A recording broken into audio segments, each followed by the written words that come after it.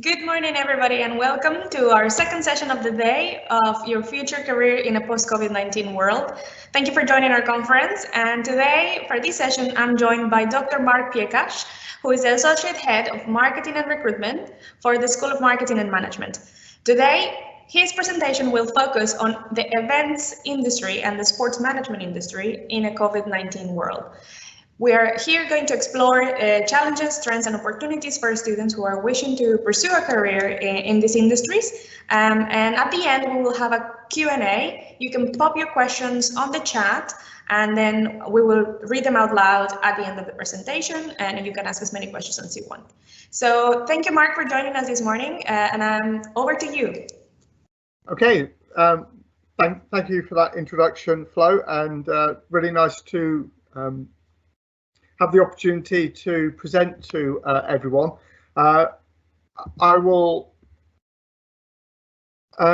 primarily focus on events and sports management, primarily sort of undergraduate, but I do appreciate sometimes we do get other people joining these sessions who might be interested in postgraduate, but I can deal with those questions at the end. So it's primarily focusing on sort of our undergraduate courses, and I really just want to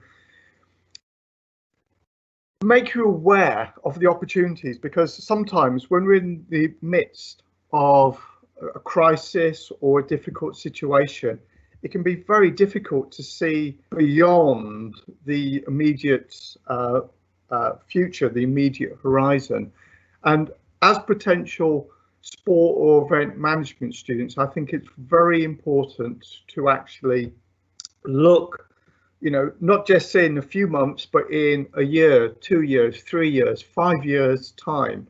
And that's an important part of management, because management is about getting things done immediately, but also planning many years in advance. And that's one of the great things about doing a degree course, is that it develops these skills, it develops this ability for short-term planning and long-term planning. So Flo's already sort of introduced me. I've had many years teaching sports and events management. I've written a variety of books on sport management, and I'm very much sort of focused on always trying to understand the challenges that are constantly being generated. And one of the things which I certainly will want to emphasize is that with every challenge, with every threat, with every risk, there's always going to be some opportunities created. And I want you to bear that in mind, this idea that there's always two ways to look at something.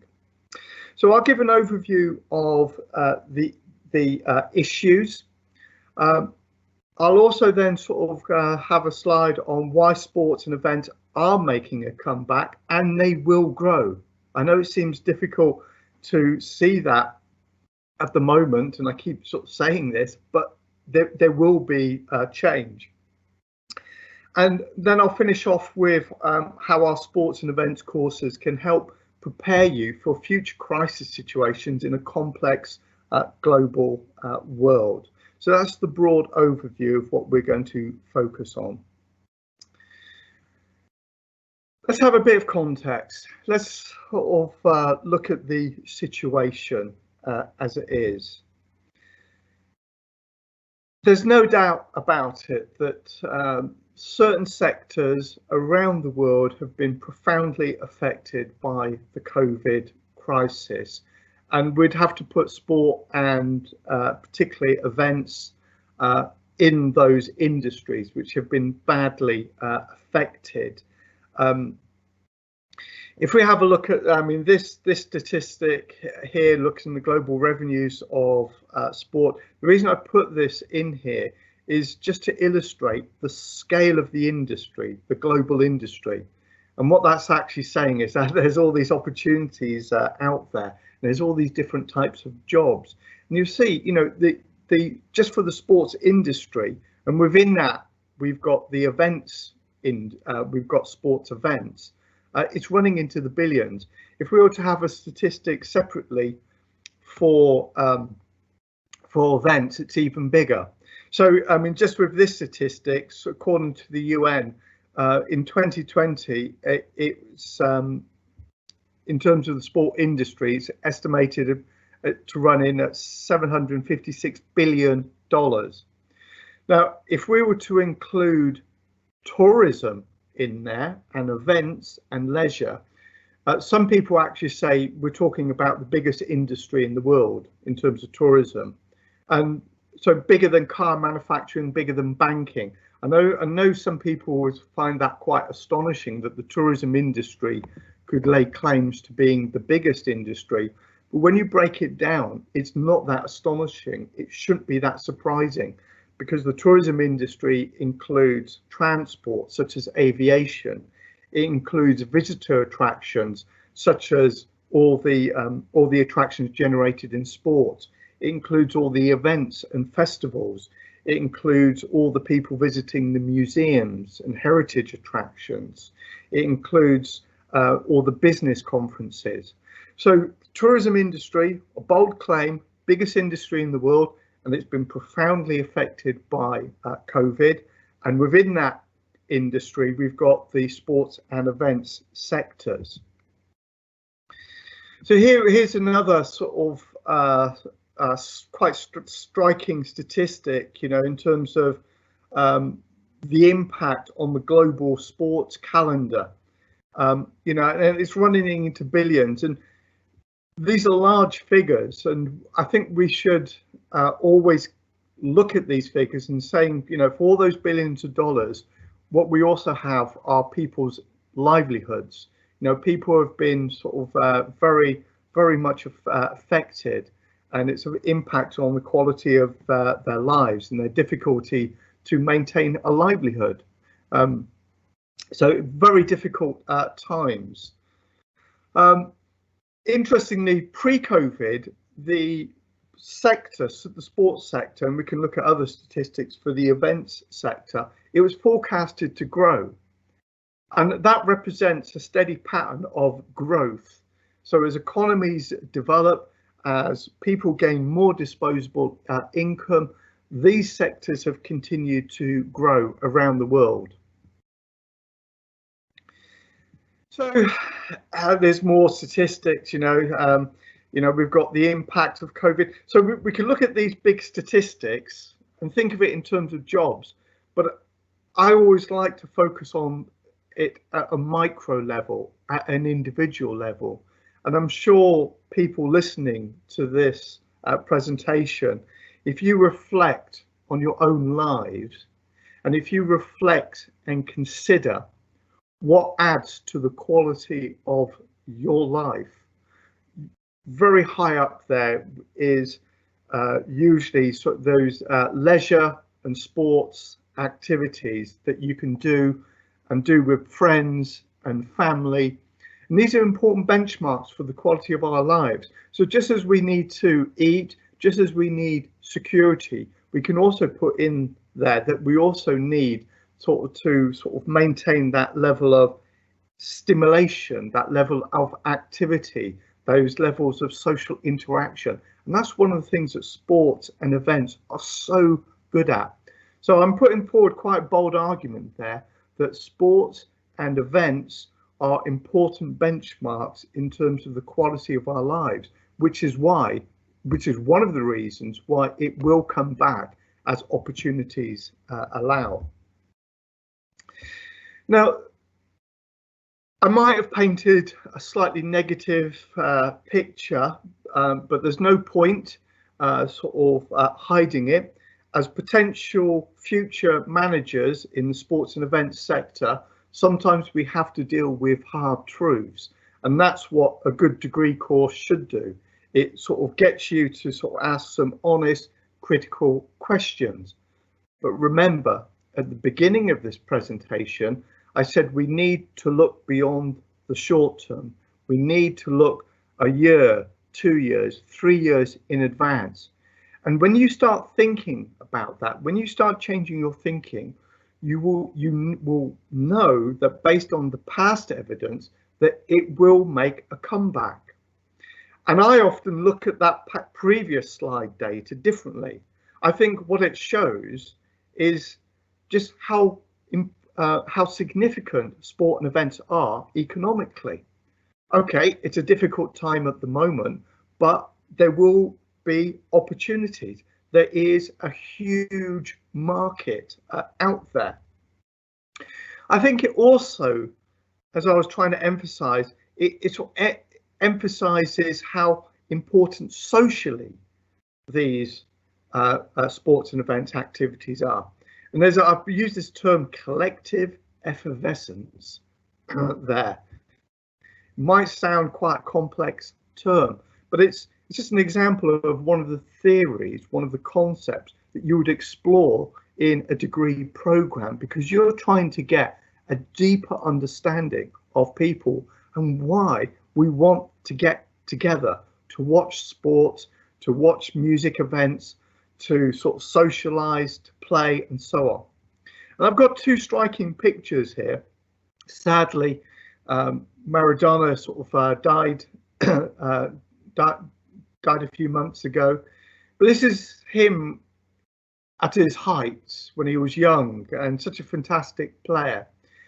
And I include this picture because I find it such an amazing picture. Look at Maradona and then start looking at what's behind him. There are hundreds of thousands of people coming together to share this collective moment of joy. And these are Napoli fans. So not only is it important in terms of how it makes them feel, but it's also a vital part of their identity. It's how they define themselves. And these are incredibly important. So think about these things very carefully. So if someone says, oh, you want to do a sport course, and some people think, oh, what do you do? Does that just teach you how to play sport or play football? No. Sport is a business that needs to be managed like any other business. And don't let anyone tell you that it is less important than other businesses. That picture with all those people behind Maradona says something quite profound, says something quite significant. The picture below is actually Glastonbury. Sadly, Glastonbury's had to be cancelled again this year, because even though it looks like the economy is opening up, because there's still a degree of uncertainty, and because it's such a large scale event, they've actually postponed it another year because it was almost, they couldn't underwrite it in terms of insurance. But that's interesting in itself, because that's some of the things that you will learn about. You know, how do you manage risk? How do you sort of deal with how do you transfer some of the financial liabilities? And I'll finish off with the point which I made previously, but just to reiterate, just to emphasize it again, individuals need sports and events for their personal well-being. And the United Nations defines health in terms of physical health, which is an obvious one, and people often understand that in relation to sports.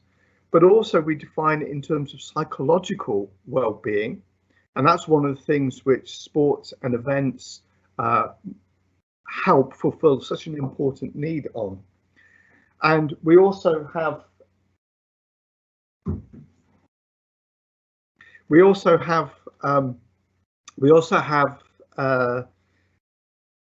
social health and well-being, incredibly important. So these three different elements of health and how we measure health, these elements are all met by sports and events. Let's carry on thinking about this idea of every crisis has a winner, has winners and losers. It's a very important mindset for you to have as potential managers. And I started off with the negative, but one of the things you have to understand is that there are opportunities out there. So yes, someone might lose, but there are going to be winners. And it's sometimes misrepresented, but you'll see this often used in management books, that the Chinese symbol for crisis represents danger and opportunity. It's not strictly true, but it's a convenient encapsulation of management thinking for all businesses, that you look to see how you can manage a crisis. Simple examples, obvious examples. Some of the winners in terms of retail have been online retailers, and particularly sort of businesses like Amazon. Some of the losers have been shops, because of the restrictions on travel. But creative retailers are looking for different ways to make a comeback. So let's have a look at this idea that I'm trying to create, that it's a dynamic market out there, and we mustn't just focus on problems and losses and the restrictions we have. One of the interesting sort of growth areas has been bikes, certainly in the UK, certainly in Europe. There's a shortage of good quality bikes at the moment. And we're seeing sort of organisations who deal with cycling, their profits have been surging. We've also got interesting ideas, and I put this up here because it shows the complexity of sports and events. So Premier League in England, they were trying to, as they've lost all that revenue from spectators, they tried charging for games £10 per game, and there was uproar, and there was boycotts, and it was quite interesting. Fans, rather than pay the clubs £10, they actually donated the money to charity, and it raised it raised money for charitable causes for hundreds of thousands of pounds. So even though they wanted to watch the games, they didn't like how they were being treated, and that sign says a lot. Supporters, not customers. So what we have, and what it's saying, is that there is a more complex relationship which you have to understand, and you can't always just apply the normal business rules when we're often dealing with sports and events management. So I put that there just as a question to sort of mull over, to think about, is, why were these people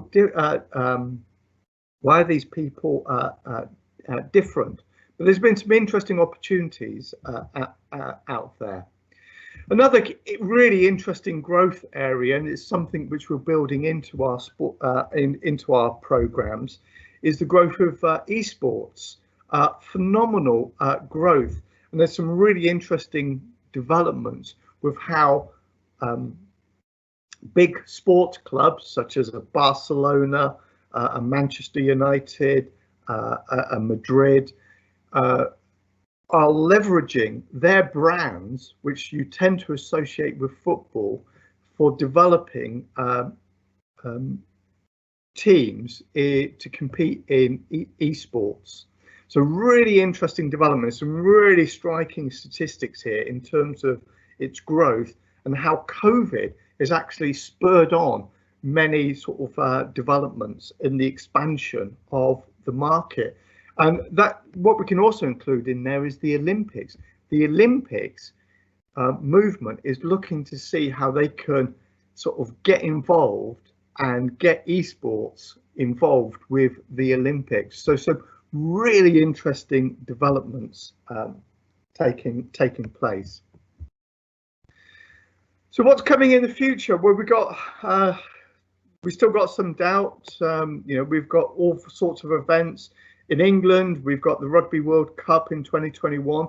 That looks like it will be taking place, and really interesting how they've developed that in terms of they're combining it with the men's, the women's, and the disability rugby. So one brand, one competition. We've got all these different strands. We've got the Commonwealth Games in Birmingham in 2022.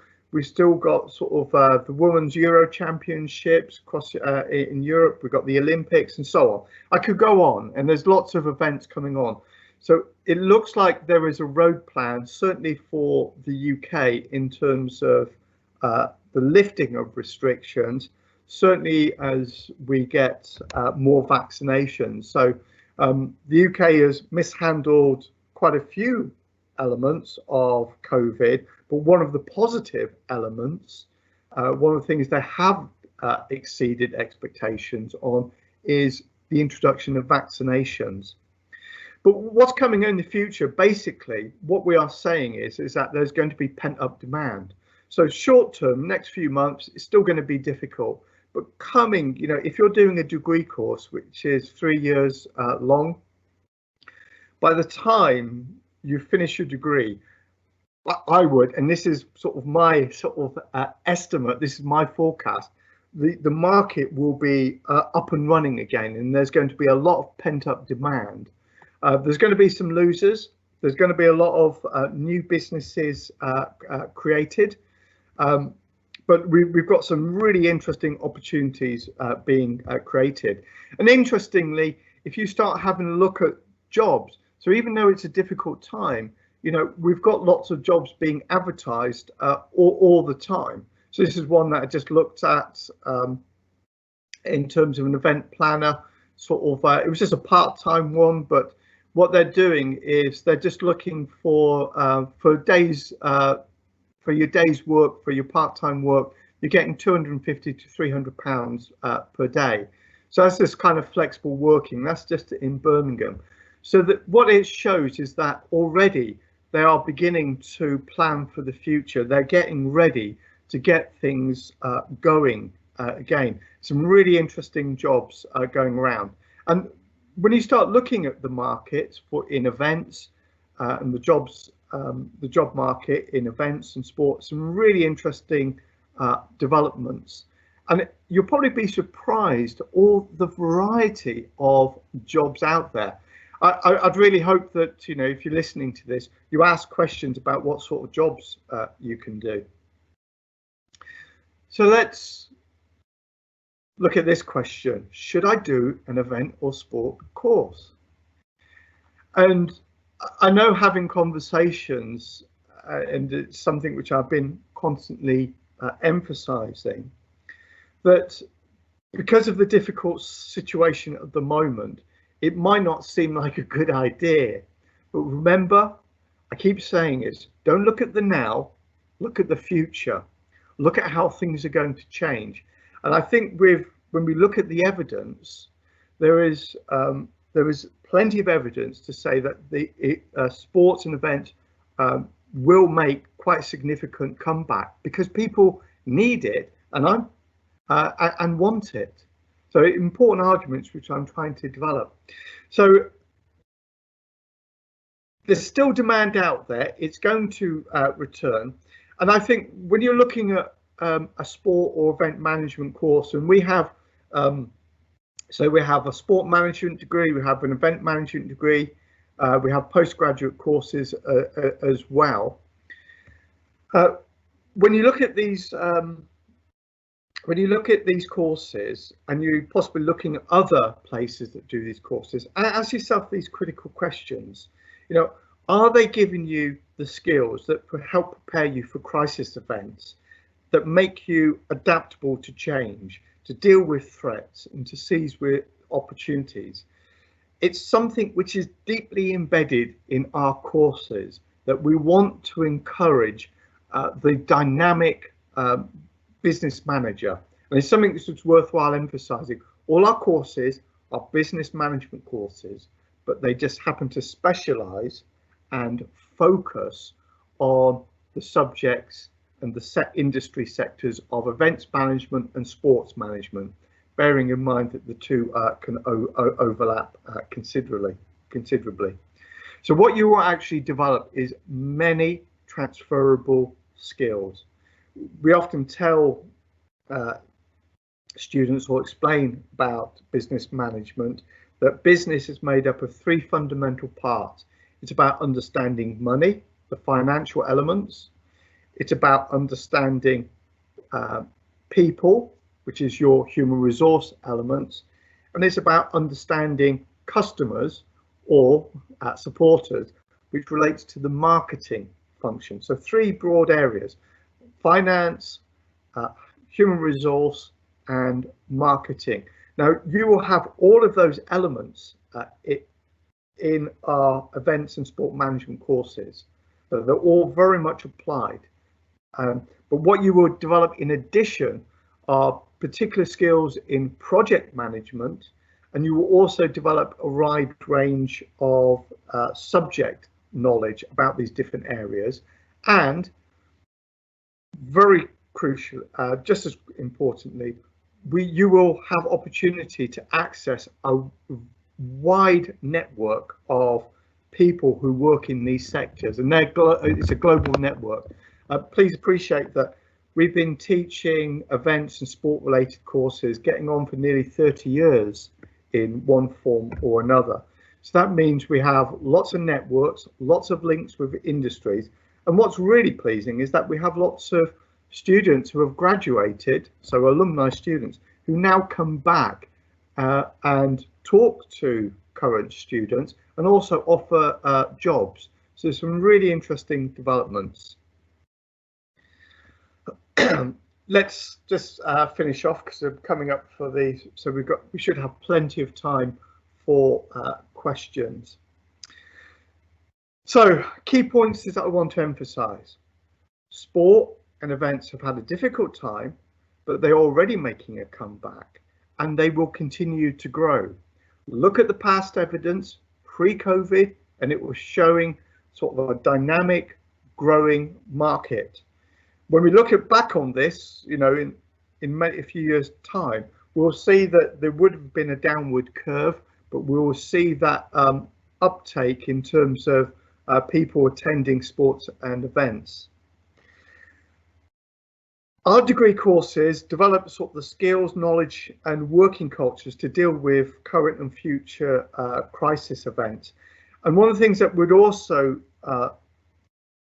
like to emphasize is that we're very outward looking, we're very global in our networks.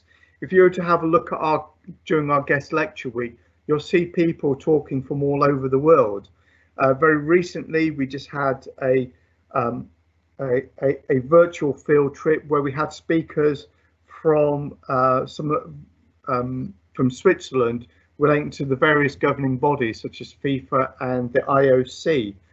And it also is reflected in the students. When you look at the pictures here of some of our students doing activities, and they're a mixture of sport and event students, you see it's a very diverse group of people who have come from all over the world. And these pictures illustrate some of the job opportunities where students have gained experience. So you see here Team SEM. So what SEM means is sport and event management, because we overlap with some of with staff and the experience is how we often sort of present ourselves. And these are students who are working on the Cricket World Cup. These are students visiting the Tottenham Hotspur stadium. And what was fantastic was that 4 of our former students were working there, and they were talking to the students about their experience, how they got to work for Tottenham Hotspur, their work in terms of partnerships and so on. And so we got many other sort of examples, too many to mention in terms of the fantastic work opportunities and field trips that we can offer. And the great thing is that hopefully sort of when we look, you know, sort of this time next year, things should have opened up and we'll be able to sort of go back to running live field trips again to different event venues and sports venues. And that's something which we take very seriously. I think that's up to my half-hour flow. So I'm ready for questions. I can go back and sort of go over any points, but are there any questions coming in? Thank you, Mark. Thank you very much. I appreciate it. Like, it's very insightful to learn how the industry is coping and what are the challenges and possible opportunities for our students to grow within this industry. One of my questions I would like to ask you is about the skills. Obviously, we know students are obviously facing the challenge of learning online and potentially going into a very hard work environment. And obviously, even though you have shown us that the events and the sports are already making a comeback and there are opportunities and job vacancies available, what do you think are the key skills that the students choosing to join events and sports would need? Well, so I mean, there's two elements really there. So in terms of skills and knowledge that students need to be able to apply and to want to join the course, we don't expect the finished article. You know, it's one of the things we actually expect to develop an awful lot of skills. I think one of the key elements, if you want to do a sport and event course, is certainly have a hunger, have a motivation to want to do these courses. Having some, having an interest, having some experience is vital. In terms of academic qualifications, we're not too worried because our courses are designed to bring people from quite a diverse background. This is how we've designed the first year. You will everyone will get the same foundation key concepts, and what we will then look to do is that we will seek to develop your students' subject knowledge of the industry in terms of events and sports. So that's your subject knowledge. The skills that you will develop, you should really develop on all degree courses, but we pay a lot of attention to developing them in terms of the event and sport courses. So these are skills that we develop in terms of teamwork, leadership, time management. But then there's also other practical skills like becoming more digitally literate. And we'll also offer short training courses, such as using the EventForce platform, which is a booking system where you can run online events or live events. So lots of skills that you'll develop, lots of the knowledge that you'll develop, lots of the networks that you'll develop. But in terms of pre-skills, what we really want is, I suppose it comes down to one of our attitude and interest and motivation, because we can develop a lot of the skills and knowledge. But if you do have work experience, so if you've got the opportunities for gaining work experience, do it. Get involved now. It will hold you in good stead. And what about post? So what I'm going at is, for example, having skills that will help them be successful in a post-COVID-19 world. So the students are about to graduate, perhaps, like, how do we prepare them to face the challenges of the current situation? So I know that a lot of our students have quite a strong resilience because they need to obviously face the situation of like going into an uncertain global job market. So in terms of that, I know that we help the students secure placements and secure opportunities for internships. But so what would be, in your opinion, the key skill that a student should have in a post-COVID world? It can be a mixture. It can be a mixture of technical skills which you can develop. So, for example, there'll be plenty of opportunities to develop technical skills, such as being digitally literate. What we're doing now. Can you run online conversations, online presentations, interactive, dynamic events? I was just having a look. We were just chatting with, it was a former student, a Portuguese student, who's now setting up these online conferences for sports organisations. And looking here at his platform, how it's been developed, it's fantastic. For all intensive purposes, it's like attending a conference, and you're actually in this virtual booth where you can click on whether you want to pick up a brochure or to actually chat to someone as you would in in a live conference. Now that's an example of it's someone who developed the technical skills, but interestingly, it was also having that creative capacity to see the world differently. And you know, one of the themes which I was really trying to emphasize, that part of the skill that you have to develop is your mindset, that you have to be creative, you have to see the world differently. You have to see the world saying, okay, we've had a problem, but how do we recover? So how do we develop that resilience? So that's, I would argue, you know, it's a mixture of an attitude and a skill, that just accept that the world is going to change, but use all those skills that you developed on your degree to seize those opportunities. Absolutely, I totally agree. Some of our students are wondering if, obviously, with the situation, the current situation, would they still be able to go on placements and internships? I imagine that the answer is yes, when they will have to adapt like we have at working from home, and some students are still working in their placements and internships remotely. Yeah, is that the case? Yeah, it's. I was just on Saturday. I was. We were running a webinar for our applicants, primarily UK applicants, and we had a lot of our student ambassadors. So these are current students who help usually show students and applicants around the university, but now they're doing it virtually. And 4 of those ambassadors were events and sports students, and they were saying that they're on their internships and they were managing to maintain. They were doing it differently and they were learning a lot. So they were, but they managed to maintain their year placement, which they secured. It was a real shame that some of them couldn't physically go to the locations, because they had some sort of great internships for different organizations, but they were doing it virtually. So I thought it was really interesting how they managed to maintain it. And that, as I actually think that, you know, so if you're looking for, if an applicant was looking to do an internship, that would come after the 2nd year, which would be a year long. So that's one of the things to think about. So we've got a nice lead-in time where recovery should take place, and there will be an expansion.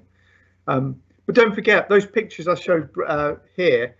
We've got students who were gaining work experience over weekends, over tournaments. You know,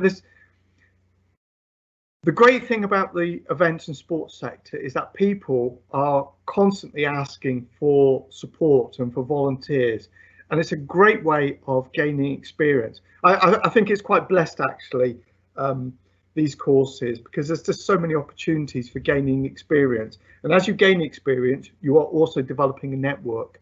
I can give you an example. Actually, some of these students, they did some volunteering at the cricket ground, but then when they finished, one was an event management student who worked for the Cricket World Cup in terms of community outreach work. So they're going into communities in Birmingham, Coventry, all over the UK, and trying to get them involved and interested in cricket. And I asked her, saying, "Were you interested in cricket?" She said, "No, I was an event management student, but I'd had experience working in communities." And another student worked on security, and another student worked in operations management. Now, even though those were short-term contracts, and they've gained sort of work experience previously, where they opened up the network, they're set really well, and they can sort of get these rolling contracts around the world for these events, because they've got experience in community outreach, security, and operations management. So lots of opportunities, short term, from a weekend to a year, and they will be coming back. Absolutely, and I think, as you mentioned on a previous slide as well, we have in Birmingham happening the Commonwealth Games next year, right? And so things could potentially look very different by then, and we will require like students to volunteer in these events like we've had before. I know students have volunteered in a different variety of events, as well as this year we have the City of Culture, where they're going to be recruiting about 5,000 students for a number of different events that are going to be happening around the city. So it's an interesting and exciting time for our students to join us. And I totally agree with you. And also, as we know, we have the opportunity to help the students as well. If they're a bit unsure about how to go about applying for these opportunities, there's a specific team, placements and talent team, that will help the students to secure those opportunities. So I think it's a great opportunity for them to join now. And to also, I think with the pandemic, and you rightly said with your presentation about the opportunity to be tech savvy and to know that now there will be ongoing opportunities both virtually and face-to-face. I mean, I think face-to-face will not stop, especially with the sports. People will definitely return to events and stadiums, but there will also be the opportunities to do the virtual side, which, like your student hosting these conferences for a sports industry. I think that that's a skill that the students will now need to learn, and that will have to carry on after the pandemic. Certainly, and it's something which we'll encourage and nurture and support. It's embedded in how we teach our programs, and also the types of assessments that you do. You know, you'll do a mixture of assessments where, you know, some of them might relate to organising a crowdfunding campaign. Some of it might relate to a more traditional report and so on. So we're trying to embed all these skills in the development and the opportunities for networking throughout the 3 years of the course. So it's something which we've designed it in the courses. Yeah, absolutely. Well, I thank you so much for your presentation. I think it's been insightful, and I think for students who are thinking of studying any of these related courses, like Mark rightly said, it's a business management course with focus on events and with focus on sports management. So you will be getting a huge variety of skills that you can transfer into different industries as well. And these are going to have a comeback. These industries are going to continue to grow and generate millions throughout the world. So I think it's a good opportunity for students to consider this. And yeah, if you have any questions, please reach out to Dr. Mark. He'll be more than happy to answer anything. Follow us on their social media as well. They have their Facebook, their Instagram, and their Twitter. And if you do have any other questions, I will put here on the chat the email that you can reach out to the international office if you have submitted an application, or if you would like to find out more information about how to apply. Thank you, Dr. Mark, and yeah, well, good luck. Hopefully everything will go back to normal soon, and look forward to seeing you around campus. And thank you for giving me the opportunity to talk to everyone today. And good luck with your future applications. Thanks, Dr. Mark. Speak soon. Thank you, everybody, for joining. Bye.